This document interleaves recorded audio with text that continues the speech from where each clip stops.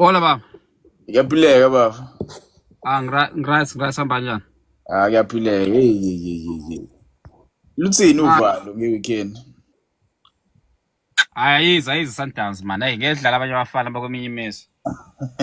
Ngiyabatshela la ukuthi ngokwami mina ngingamqalisa uMahopa kuleya game. Wona ungaqalisa ba? Between uMabasa noMahopa. Yeah. Mahopa umnandi mfethu. Uyadlala. uMahopa akayona i-goal machine, uyadlala ibhola. Umnandi. Eh. And abantu abaningi abayi-understand lento lo. uMahopa is that type of player okwazi ukuyipressa iMamelodi Sundowns. Like not Sundowns per se, but any team that plays ibhola emuva. You can vouch for uMahopa ukuthi akupressele leyo team. Same as uTito Maswangai, same as uHotso. That is why Yeah. phambili kumele senze sure ukuthi sibeka umdlali onjengoHotso, sibeka umdlali onjengotito, mase sibeka umdlali onjengoMahopa. Yabo bakwazi ukuyipressa Sundowns. We see uMalibonge Khoza meyeqala. I don't think uzoqala because they know ukuthi umjito usamncane and uzoshaya Yeah. ovalo. So umdlalo njengoSuarez mina I can see ukuthi yabona kule position yaSuarez kumele singene ngayo udlala as u-left. Yabo udlala as u-left lapha ayisoli lepo eyidalela bedlala against Kaizer Chiefs. So if you can put maybe uHotso there or maybe uTito Maswangai because we cannot play uNkota in that position. We cannot play uNkota against the Mamelodi Sundowns. Maybe you can put him second half because ayikho omunye umdlali esingamfaka uzoshintshela igame second half. So I can vouch for lo amjito ukuthi angene. Yabo singesazi kodwa ke phela. So my decisions akucoach but yeah, I think uMahopa mfethu uyakunika ama-options, yabo. Akayona i-sniper, akayona i-striker lesi esifuna ukuthi ngimile lethana ibhola ngishaya inet, yabo. So njengamanje lawo ma-strikers ama-striker akudala lawo ama-striker njengamanje I think fana no-goalkeeper. Yeah. ugoalkeeper akusesikho ukuthi uyavimba kuphela. Uyamdinga ugoalkeeper ozothi mawukuthi iyashuba lapha ku-back four ukwazi ukumphasela ibhola abe mnandi enyaweni.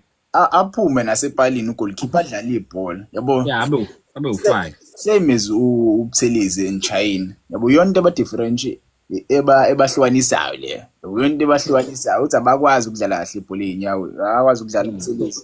Kanti kuyakwazi ukudlala lo. Uyakwazi yeah, but iyathusa lento yabona i-Sundowns kuyenze lento la nithothi bashaya ama-big pass ku-Williams uzothuka ukuthi hey ndoda lo muntu bangashaya iflop.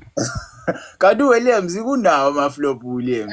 Ingakho ngithi ngifuna mina abantu abazokwazi ukuthi sibapress. Yabo bazolwe befuna umphesele kakhulu kanti ukhona ke umfuking la.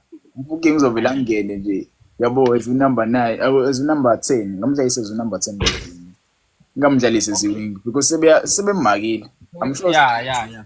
I'm sure sebeyazi. Awumsaba uRibeiro. Ribeiro ngimbekile umbukazi.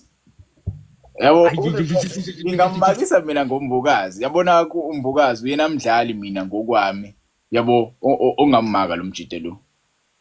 Hayi uxoxa slow uRibeiro bafethu angifuqa amanga.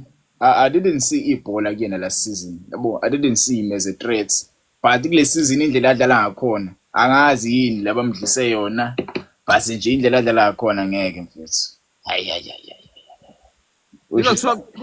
Kune interest from Milili for uRibeiro. Hayi ngeke mhlawumbe amahimhim lawo ngeke.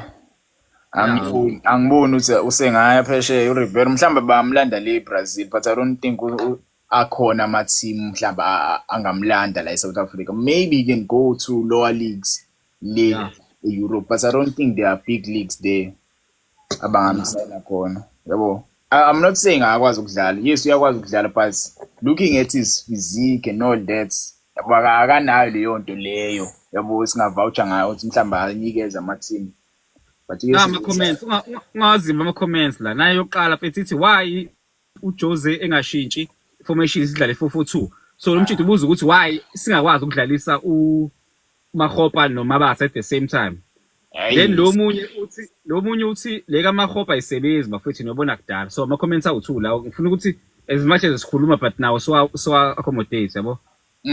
Uthi wow uJose engashi. I feel like mina ngokwami singaba expose kakhulu eswini nasidlala i442. Yes, we can play i442 but many teams have mastered ukuthi bazodlala kanje noOrlando Pirates. Maybe sibona sidlala nge442 bazobona ukuthi shoot eswini akekho umuntu ozoba protect kakhulu because jwala ukudlalisa uMbatha and uMakehleni Makaula.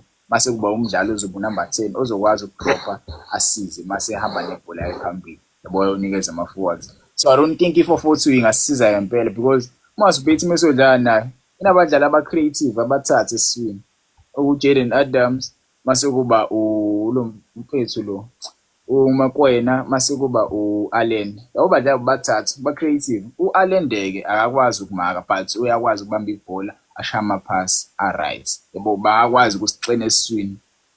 Angeke ngazi-ke mhlawumbe abanye but mina since afika mfethu lo mjide lo Jose Rivera into ayifixa nje since yafika ku-Orlando Pirates isisi iyona into ayishintsha. Sithini egame yange-weekend? Vese uyazi vese i-Sundowns ihleli isifaka kwi-3 July kumele sithuke yabo. Hayi ungathuki. But-ke uyazi vese ibhola leli liyaginqeka yabo. It's a win or lose situation. Nathi sayidinga le win nabo as much nabo beyidinga yabo. Yeah, mina ngokwami le game yango-Saturday even though most yama-fans efuna kumele siwine but guys bengicabanga sisakhona kwi-league ngokwakho uma ucabanga sisakhona kwi-league. Hola. Mina ngokwami mina bafe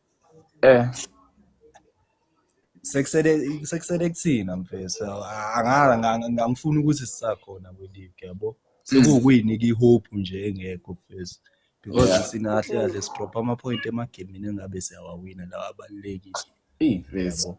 So ngeke uyabona indaba yokusebenzisa i-calculator manje ngeke isisebenzele because silokhu siyigoqa ngento engekho silokhu sithi hayi i-Sundowns izodrowa sayishaya thina silindele into engekho yabo. No so nje ukuyinika i-hope engekho mfethu. Ngiyakuzwa lapho and going back to lento le yayishiwo ulo mfethu lo uManqoba Mncinci. If you remember uManqoba Mncinci wakhuluma nabeyindaba babembuza imibuzo lapha yabo bambuza usi ngokwakho do you think Orlando Pirates inga-challenge for i-league yabo? Do you think Orlando Pirates inga-challenge? And washo ukuthi Orlando Pirates is a good side. Orlando Pirates is a good side but ileka wena lo udlala umsindo lapho ngemuva. Yabo wathi Orlando Pirates ibheda kuphi na? Ibheda kuma-games amancane. Yabo ama-team amancane njalo. Yabo ama-team amancane bajwayele ama-points khona baluza ama-points. Same as le game lesi same as le game lesi sidlala against iMarumo Gallants. Yabo we played against iMarumo Gallants. Marumo Gallants mfethu yasishaya ngo-2-0. We played against i-Cape Town City. Cape Town City kwangamele sidliwe lapha no-Cape Town City. Yona game yayizosibuyisela kwi-league leyana kwi-right yabona ile game Cape Town City. Igame ye-Cape Town City kwangamele siyiluze leya game. Same as igame esitelizi first leg. Yes leyana sasidlala home yabo kwamele siwuthole u-points sasidlala home but le second leg leyana bekumele siyiwine-ke le second leg because vele bedla against 10 men. We were playing against 10 men. Yo, so mina vele kwi-league sengiphumile but I see us challenging i-Champions League. But I see us challenging i-Champions League but-ke nakhona kudlalwa. Yabo nakhona kudlalwa but-ke singesazi abanye bangathini about le game yange-weekend. Yabo abakhona nje singenza kubona abanye abafisa yabo la kwi-panel nje ba. But mina ngokwami sisasabhayizana ngokudedela abadlali sibayise kwi-loan kodwa sibe singenazi i-squad depth yabo. Mfethu hayi ungakhuluma wamfaka Thumbeza nawe ufaka Thumbeza la ufuna uku-add. No, ayikho into engingayisho bo. Kuze nje kuphela iPirates i-right. Inkinga ishoda ngasekutheni ikore because inama-chance amaningi kakhulu. Ball ya game nje ye-Sterling ama-chance bemaningi kakhulu bese iphethe igame. What if sishintshe i-formation bese sibonga ukuthi igame siyiphethe shintshe i-formation si-attack-e kakhulu because igame soye siyiphethe. Yini sifuna iPirates ukwenza njalo because iyabona ukuthi game siyiphethe ingakuthina siya-attack-a kakhulu sishintshe i-formation si-attack-e sonke. Yeah, azinenye inkinga wena bafu. Khona ucommentile la uthi Pirates ayinalo ibhench strong. I don't think we have ibhench strong elikwazi ukushintsha igame. We don't have game changers ebhenchini lethu. Sine first starting lineup kuphela. Yabo sinabadlali nje abaqalayo kuphela, but abadlali abakusuke ebhenchini bakushintshela igame asinabo. Yabo bench lethu sigcwele ama defend, gcwele uMayela, gcwele uShandu, gcwele Mfethu Oxoki. Yabo ibench lethu nje ligcwele ama defender asinawo ama attackers. Kanti mase ube nama attackers ebenchini abantu abakushintshela igame. Ngiyongitshela uKim Vidi uzokushintshela igame. Ayikabi. No disrespect from to that guy, but you cannot tell me ukuthi uKim Vidi uzokushintshela igame. Kim Vidi uzofike lapha adala ama foul isidingo singekho. You cannot tell me ukuthi let's say uRadio Pan uzokushintshela igame. Yabo you need ama creative players azohlala ebenchini. Maybe yes you can say about uNdlondlo. Yes uNdlondlo akushintshela igame. uNdlondlo akushintshela igame. Which another which player angakushintshela igame? Maybe. But ke asazi ngempela. Ngiyasazi bathina abanye mfethu umfowafuzi. Ngiyakubona la ade ungenile. Hello? Yazwakala bro. Yazwakala. Yezwakala bafethu. Ngiyazwakala. Oh, sharp bafethu. So bafethu, no mina kule game ya Sunday, yeah, first thing first, yabona i-league is out of our hands. So we Sundowns for Sundowns to slip up, of which I don't think ngibona kwenzeka lokho, but ke sekuthi thina sifake i-pressure just in case i-Sundowns ukhona la ama-games ewaluza, because I don't see Sundowns iluza 3 games or mhlampe iluza 2 or 1. Mhlampe ngayiluza no 1 or i-draw, but kodwa I don't think ngiyibona. So sekuhlalile ngithembele ngekho, but kodwa i-worry yami la ikhona. Ucoach wethu ake ngithi game basakona ngo-4-2. I-Sundowns siyayidlalisa siyakhona ukuyithalela. Imistake abayenzayo bafuna ukuya pound to pound ne-Sundowns. Kuleya game lapho one babefuna ukuya nge-pound to pound.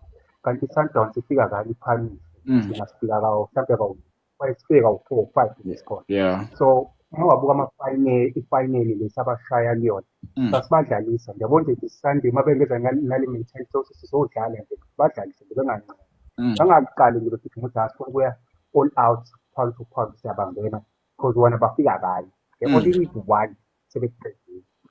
So nje mina nje ngifuna ngempela and iwari yami lapha yo I so wish ukuthi ungathi angaba yabona angaba abuyela ngambatha. Yabona Makhawula abona bengalothi leyo mfethu kumele yaba solid. Yes, i-Sundowns singayinika i-challenge nge-Sunday. Mase babengaba nje full solid because thina ibhola lethu lonke as much as attack-ane but kodwa ibhola lethu lonke lisendishini. Lisendishini once leya 2 leya yangakhona ukuthi ibe on the same page at that day ayithi basenkingeni. Yeah, okay. So mina iwari yami nje ilapho but kodwa ngabe nganje ukuthi no le game le siyobadlalisa ngiyodlala ugame pound to pound lo siyapayeza siyeza ayi uzosinika inkinga cause ayi yeah uqinisile because mase ubheke most yamagoli abawakora babesithola on account kuloqa not call lokuqala bese but igoli lesiphilela koro Ribeiro sasingekho on position. Wambona uXoki wayekephi benosibisi, wambona uVan Rooyen wayengeke ku position yakhe. Igoli lesithathe la kora futhi again wabona ipositioning yethu yayingekho right. Yebo, so inkinga yethu ya uqinisile wena futhi sivele sifune ukuya pound for pound against iSundowns kanti iSundowns fast yakwazi ukushaya ama counter attack. Yebo, uyazi ukuthi ama wing backs ethu kuleya game are exposed because they like to go wide. They like to go up. Yebo, they like to go up bayo add ama numbers phambili. Yes, style of play sethu but sometimes kumele ubheke ama opponent wakho. Kumele ubheke i-opponent yakho uzodlala nayo ukuthi idlala kanjani. Sundowns kuleya game banweba. Bebazi ukuthi ukhona uMdawu, babazi ukuthi ukhona uRibeiro, babazi ukuthi ukhona uMrena. those guys bayakwazi ukuyinweba iPirates. Bayakwazi ukuyinweba iPirates. Njoba benwebile abadlali laba bengekho. Yabo, njoba bengekho Van Rooyen bephezulu benoHot. Lawo bawu2 uSibisi benoXoki. Ngeke bazomaka ba. Uzosuka phela uXoki ayomaka. uRibeiro athatha ibhola noma uIkram Reynolds athatha ibhola alisquare alinikeze bani umdlalo odlala lapho noma uPeter Shalile ashaya inqako. Yabo lento yokuthi abadlali bahamba baye phezulu mina ngiyi-understand ngempela. Sometimes kumele uyenze but sometimes kumele ukuthi nje uyehlisa kancane. Uma uzodlala nabadlali obazi ukuthi ba-fast. Yabo, uma uzodlala ne-team oyaziyo ukuthi fast same as sidlala ne-Cape Town City. Uma ulikhumbula kahle lela goli lakora kwi-Cape Town City. uVan Rooyen wayengekho kwi-position yakhe. uVan Rooyen wayengekho kwi-position yakhe. Loya mjide lo ubani uPatrick Chukwueze or something. Wathola ispace warana kulesa space lesa. Warana kulesa space wasquare ibhola lathola uHashim Domingo. Lapho khona sabona bani sabona uXoki efuna ukuyomaka lelo bhola. Ufuna ukuyomaka lelo bhola leyo. Kwaba khona ispace esikhona lapha esivulekayo. Wasashaya inqaku kumjida. Yabo and futhi wayengekho uHotho ngale ezomaka uDomingo. So izinto nje eziningi mfethu zila exposed nebengekho. Yabo. So ya bafowethu hayi le nto yabona nje masiya ne-Sundowns ifuna nje abadlali angazi ucoach noma ngizothi abadlali noma ngizothi ucoach because masidlala kuma-cup la i-Sundowns ngiplay le game lokuthi no even ngisho singangadlala ibhola elimnandi but kodwa nje sibe-update sidlale nje nabo sibadlalise nje igame sibadlalise nje igame because i-Sundowns once wayibamba kwaze yafika ku-85 iyaba-frustrated. Iyakhona ukuba frustrated iwenze leyo maphutha bese ungacapitalize khona but mawuzodana uthi ngibaphuthuma bagood kwi-transition labantu kucela bagood bane-experience banabadlali bane-pace so nje akubona nje abantu ukuthi hayi ngizobagijimisa mina yes sinabo abadlali abangabagijimisa but kodwa babuye beshaye kwi-final third. Kusamele ngazi nocoach wethu azame ukulungisa laphana. Yeah, i-final third yethu ngempela inenkinga ngempela. Mina ngangicabanga ukuthi mhlawumbe ukhozi uzozama uThalande ngempela yazi siyafika nje boxing ikhomputha ayibuye ibaleke kuba noma bengalungisa lezo zinto nje and then uMakhawula noMbatha babe solid. I see even noma kuthiwa singayiluza lokho emibhathi kodwa ngayibhema emnandi elekayo but masithi soya all out sobahlasela. Yabo kuleya game I see Olisanda ehlala ebhenchini. Yabo I think Olisanda kuleya game la uzohlala ebhenchini uzoba khona but ngeke aze ayistart. Iyona mina into engiyibona ngaleya game because uma subheke indlela ekuthuleka ngakhona Orlando Pirates phela siyazi ile team le ijole ukuposta ahead of a big game but ithulile right now. Yabo khona nje into abayihlelayo singesazi behind the scenes but I see unda eba khona kuleya game la noma isebhenchini or something. Yabo yeah and no-coach wethu sometimes ukeba nama-surprises and ngiyakutshela futhi ukuthi Paulo Nonda cause use-100% fit uDalada just mhlawumbe igame angayiqala futhi negame la ama-probability ikhona yalo ukuthi angayenza unako ukwenza lama-surprises-ke mawusiza ne-Sundowns well-ke kwesinye isikhathi umakapteni kuyamsebenzela so mina engifuna ukubuza laba bafethu ukuthi uHotho masidlala nje i-Sundowns kumele edlale forward or adlale emuva. Mhlawumbe angiphendulela abanye but mina ngokwami I prefer uHotho edlala up front. Ngeke ngazi kwabanye yebo mhlawumbe unyani lapha angasiphendulela. Alright baphezulu la. Yeah. Prefer uHotho adlale kiphi imidlalo against iSundowns? Adlale emuva noma adlale phambili? Nangu umfafuzo uyabuza la. Alright phambili damn. Oh hayi ngizakala ke bafu.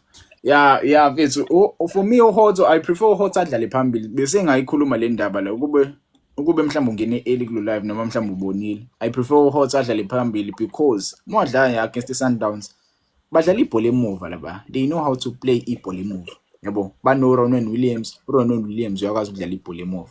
So mase sidlalisa uHotho phambili. Sidlalise uTito Maswanganyi lapha phambili. Sidlalise uMakgopa phambili. Labo bajida labo bayakwazi ukupress. Yabo. So uma sithola abantu abazokwazi ukusipressela iMamelodi Sundowns at the back. press moment Sundowns at the back because they play ibhola badlala mase yabo balihambise yabo bafike badla mase belihambise thina mase sithola abantu abazokwazi ukusipressela bona phela hayi lento ukuthi sidlalise uHotho medlane Sundowns uHotho adlalise left wing back ubani ozopressa phambili Uqinisile bafazi lapho ngivumelana nawe. Yabo uMarco simbeke kwi-left back then si-attack ngoHotho. Maybe ngapha ke kwi-right wing yethu si-attack ngomfukeng. Sometimes uqotha abafethu akasiniki lutho rather than ukurana nebhola because akwazi ukukhatha yini bamjida. But mina sometimes ngiyakuzwa I'd prefer ukudlalisa umfukeng as number 10 kule game Sundowns. I'd play Mfukeng as number 10. Uma ungilinde kahle ngiyabonga ngizoyichaza kahle lento. Ngizomdlalisa as number 10. Ngidlalise uMaswangayi as i-right wing. Yes, I know uMaswangayi akayidlala i-right wing, but he won't play in that position kakhulu. Ubani ozodlala khona uMfukeng bazoshintshisana indlela yokudlala. Umfukeng mebona ukuthi iyashisa lapha adrift aye wide uMaswangayi angene inside. Yabo kumele kubeshintshisana kanjalo. Second half sithole umdlalo ozoshintsha igame. Lo ubani umdlali umfuki uNkota. Yabo mase sikhipha bani sikhiphe uPaseka Marco simbe ebhenchini kwehle bani kwehle uDion Hotz adlale left wing back umfukeng adlale left wing mase kuthi uNkota adlale right wing number 10 kube uTito. Yabo mesibona nakhona ukuthi uTito akadlali kahle sitamkhipha sifaka uDlamini in that position. Wayedlala kahle against the SuperSport uTito as number 10. He created many chances. Yabo I was really impressed indlela ayedlala ngakhona. I was really impressed. So yes, yeah, iyona mina indlela engayidlalisa ngayo le game Sundowns ngiyesazi yabo. Uleleke ithini into yayo Mleleki, you cannot challenge Sundowns with umleleki. I don't think unayo experience enkulu for i-league for iPSL per se yabo. I don't think uyamthemba kakhulu uyamjida lo. Nama I haven't seen much of him, but I don't think uJose uyamthemba. Babo ungathemba yisho uJose Rivero sokusebhadini. uJose Rivero phela ujwayele uyithemba intwana. Yebo uthi somleleki wamnikeza ithuba ngosikhathi lakhe against Chippa United mukhumbula kahle. He didn't provide many chances. Yabo esesitsho uzosinikeza wona. But ke singisazi ngempela. Same as ulumfana lo Kim Vidi yawathola amathuba. Kim Vidi alithola ithuba minikeza akasinikezi into esidingayo. Yabo akasinikezi into esidingayo. Inkinga noma Ubani? Rasibonja. Oraseboja ngeke ngazi ngoraseboja. Angiqama. Cause uyadlala lapha. Ezoshintsha noDlamini like bangene boyithu bayakwazi ukudlala bona boyithu. Ngingazi ke kodwa but ke yes Oraseboja mekulimala umbatha. I would prefer Oraseboja mekulimala umbatha. Yabo. Ya ufuna ukukhuluma futhi. Ufuze wabaleka ufuze. Prince.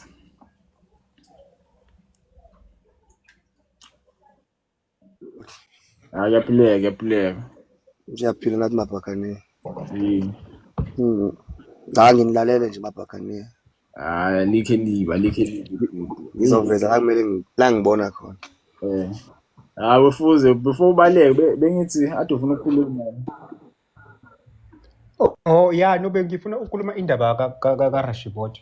uRashibota kahle umuntu abanganayo laphana ulomfethu umbatha cause uRashibota he's more of a central midfield yabo.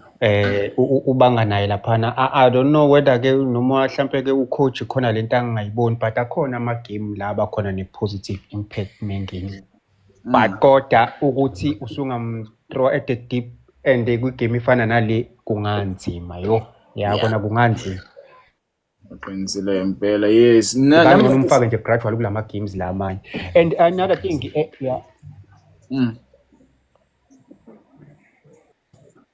Yeah, ngithi and another thing ucoach wethu engazi ukuthi enye into ebuye imshaye uplan B wakhe kwesinye isikhathi ubuye uthathe kude.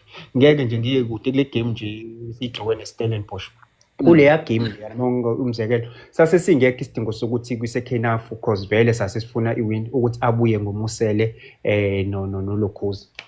Ebuye nomusele noMakhawula. Kwamele nje mayibuya lapha uthi either ufaka same time or noma ufaka uNdlondla abantu abazosiza going forward. So ngazi uplan wakho uze alinde igame ize iye once igame yathi 8 kuyale iyaqala nakunina imsinde even noma kuthiwa beninalo ithuba lokuthi nibuyele wona but once yathi 8 kuyaqala ukuthi igame ihambe nani sinsinda and apha senenza amaphutha kakhulu seniyaxhamazela kanti nje mazithi nje 60 early 60 mawubothi uplan A awakha usebenzi same time manje inkinga yakhe ayibuye bekezele shema. Yeah, and another thing ucoach mfethu ucoach ayathanda ukushintsha ngazi noma mina yabo ubona kahle ukuthi la kumele ishintshe igame afike abanye abadlali but ucoach uzoqhubeka nje negame ubona ukuthi siyastrugglisha noma mhlambe imentality yakhe leyo noma yini but yona into engayithandi ngoJose Rivera ukuthi uyayiyeka iclub like uyayiyeka iteam idlale ibhola isho bebad ubona ukuthi kuyadinga. Yes bafuna uyawayisha I think uyishilo lento nje few months ago ukuthi akathandi ukuthi rotate lento more like iSundowns because babembuza ukuthi uzomseka kanjani because yabo iSundowns ayilobi is-rotate isquad squad ezu3 khona lobi rotate abembuza washo athi no wena akakholelwa ekutheni rotate kakhulu but and leyo nto njengotito ethamba utito wazi impela wagcina esephathwa namajaqamba because wesedlala ama games amaningi so sikhona igame uthi le game secure 3-0 8-1 sesisecured but still nabadlali bazabuya baresta because ama game esiwadlalayo maningi nokutravel futhi eAfrica so oRashipota ngabe sebengenile nasemgqiqweni benondlondo uyikhulu coach uplan B wakhe same as iWarrior nje ilapha same as abo Vieira ngabe nabo sebe right manje ngabe sebetholile game time because yabo nje bawalona because akwazi ukudlala kahle akayitholi game time uPirates amhambisa awutholi game time le club obephuma kuyona and I don't think ne right akaphila mfowakankanyisa yeah ayi bafethu ngizoba angazi ngizoba mude kodwa ngeke ngibe mude kakhulu ngifuna ukunicacisela something. Yabona i-problem ye-team yethu ne we have good players. The problem iqala la ebenchini angeke brawami uthi you will have an impact or you will change the game una 5 defenders ebenchini okoqala. Uzobheka wonke ama-subs wethu uma ungabheka past 5 games ama-subs wethu ama-player ama-defender. And the coach is trying to convert them to go and attack because we know of Ushandu wange first season uShandu bekakhona ukuscora. Understand? Not now. Yes. Look, give this guy Ukimvidi a chance for him to also adapt. Introduce him ngaboma 75 minutes. He must have those 15 minutes. You understand? So let's come to this game, Sundowns. This game, Sundowns, if you watch Sundowns, ama center backs wakon, they are very slow. Yeah. You understand? They are very slow. How to tackle the game, Sundowns? Goalkeeper, you don't change. China is very good. You understand? We must be a team brave. Yoktini, we are taking Usbisi center back. It's fine. Play no Mbogazi. Why I say Mbogazi? Mbogazi is aggressive. He's able to uguti atasuli player. Uyabona if you are a defender, if you are a striker, ma ufuna destroyer is striker or defender. Kumele ukhona ukulicasula ngena kuma nerves walo. You understand? That boy can do it. Why yenza against uGrobler? Uyakhumbula? Yeah. And then on our side, look at this. Uhoto must play left back. We understand? Singasabi, yabona lo mfana lo uNdlozi. Ndlozi is good.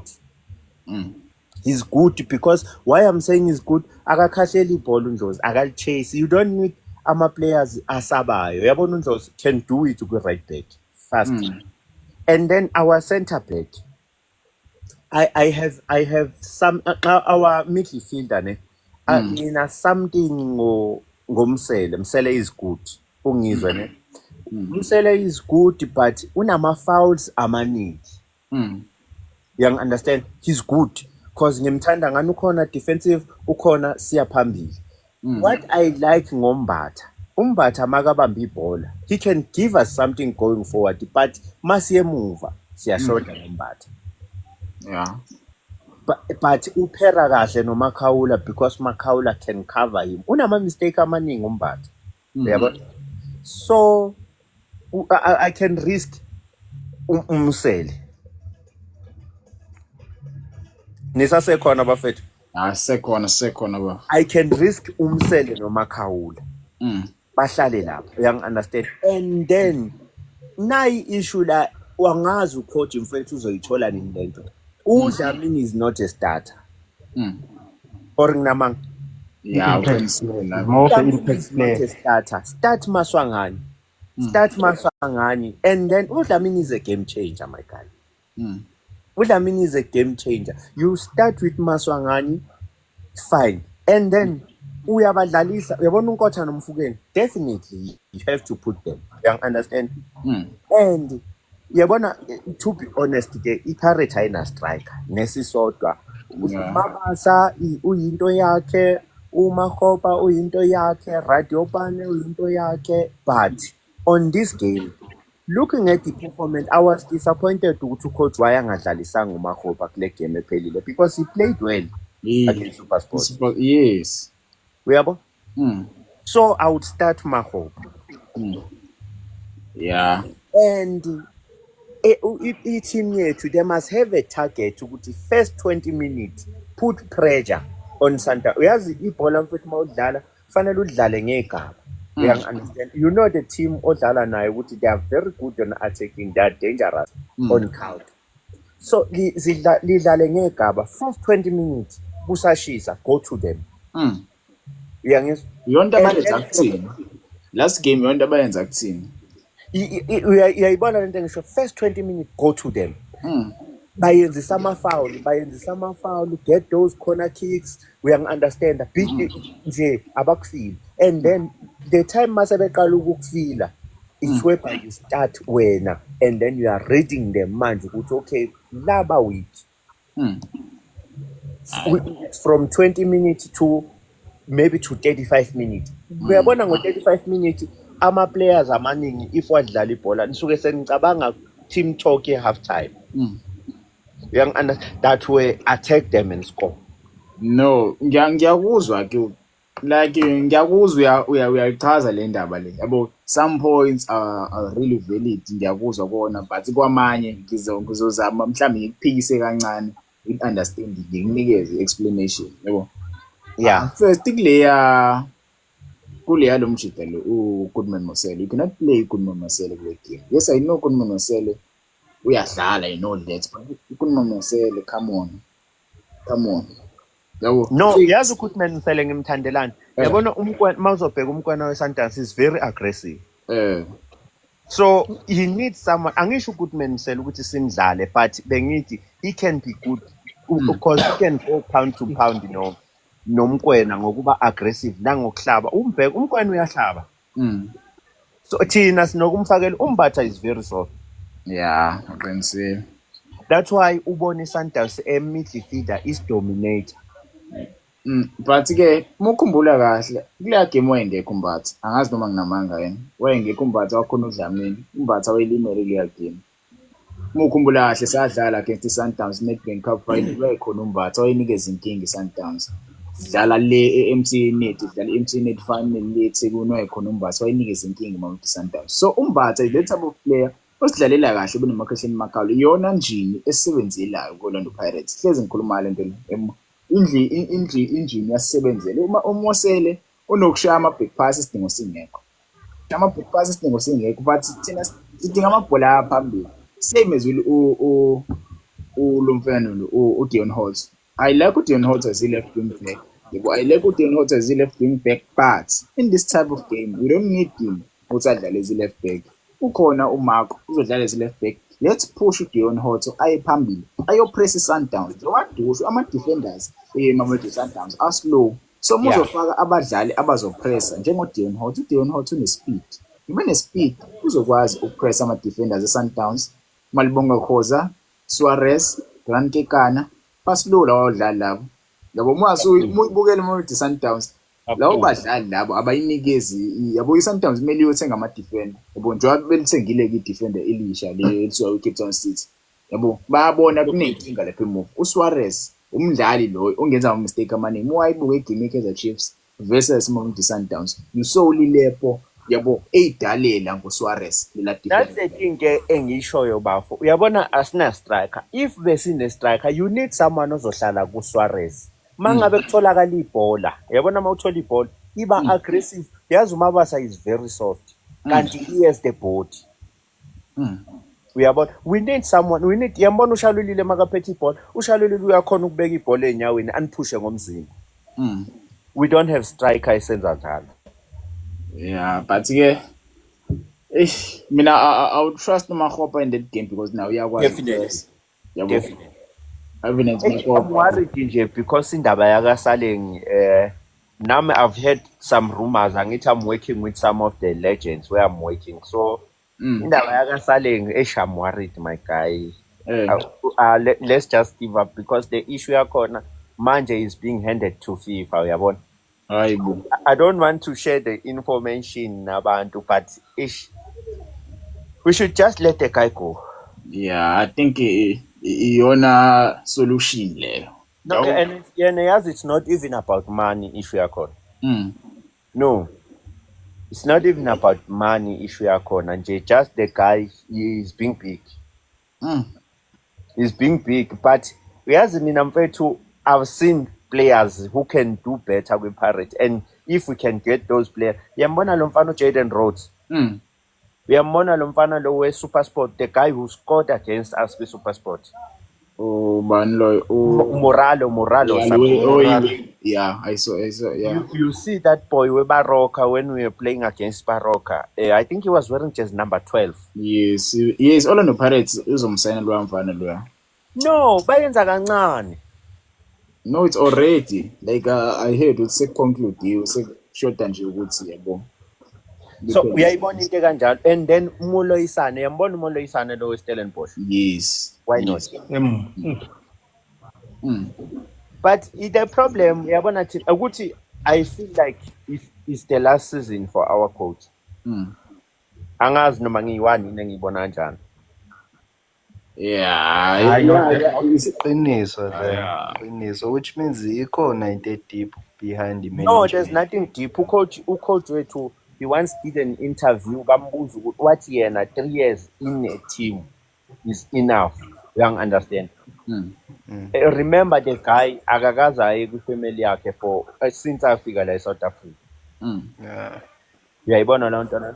Yeah, he doesn't have a problem staying, but now as a man you will think ukuthi I've spent 3 years away from my family.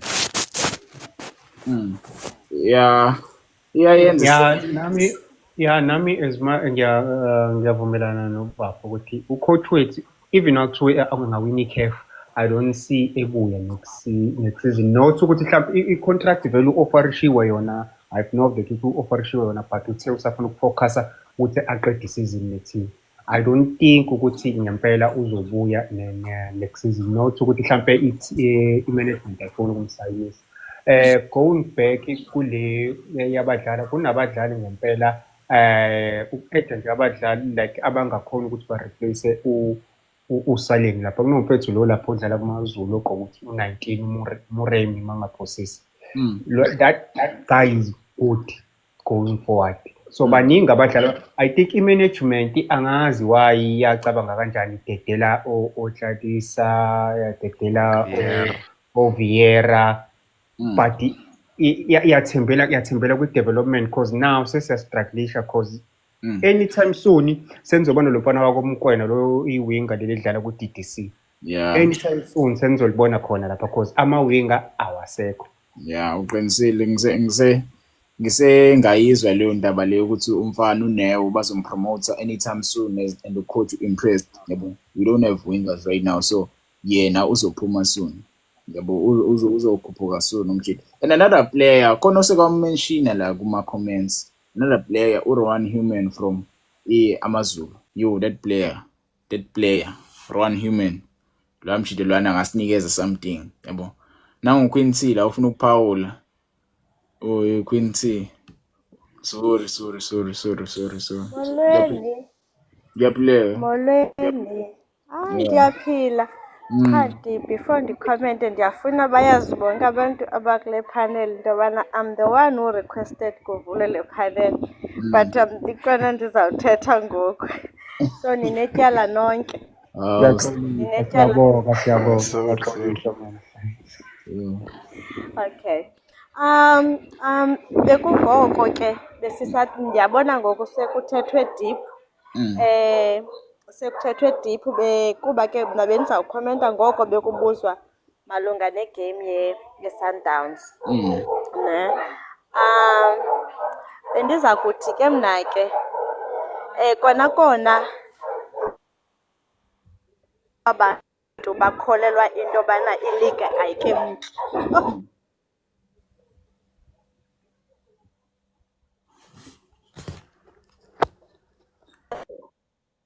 We